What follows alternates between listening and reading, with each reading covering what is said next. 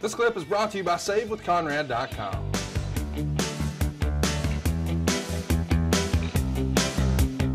I don't know if you noticed it, and I could be wrong, but I think this is a week where y'all were trying new microphones. Yes, we were. As a matter of fact, you can see that. And of course, all the equipment is TBS's equipment, and they would come out with this stuff. So, but it wasn't the old silver big old microphones. That silver microphone that a lot of times, the windscreen would fall off of. Yes, especially if Flair was out there and like spinning around with his coat or his robe or whatever, it would just pull it right off the end, like you trying to use a condom. It's just going to slip right off. I never remember trying one of those. You never tried one? Oh, I met all your kids. That's a stupid hang on question. A second. Did I ever use a condom? Once?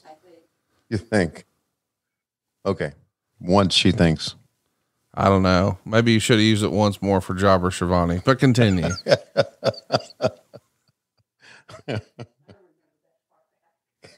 Oh, I missed that. What'd she say? I don't remember that far back. Oh, well. There you go.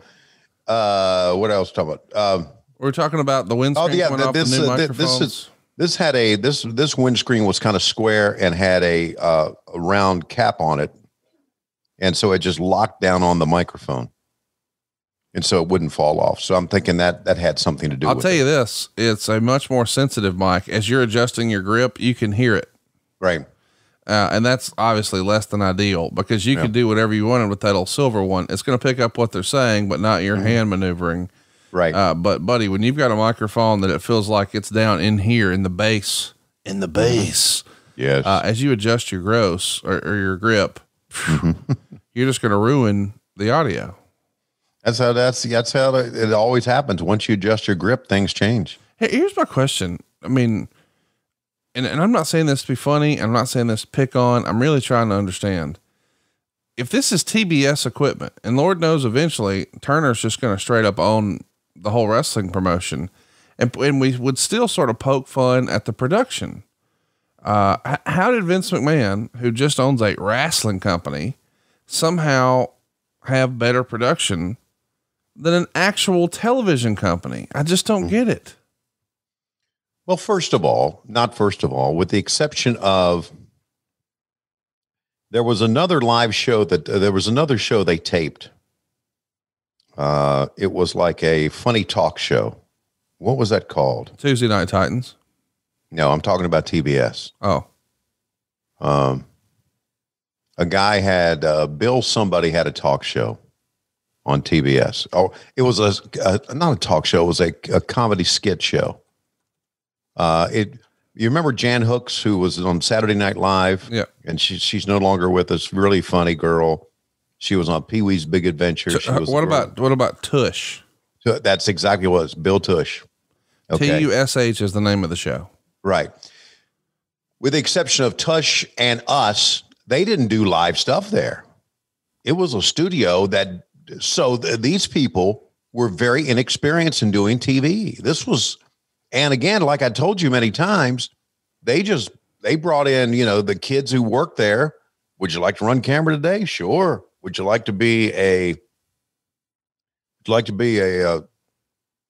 producer or do something backstage? Sure. Absolutely.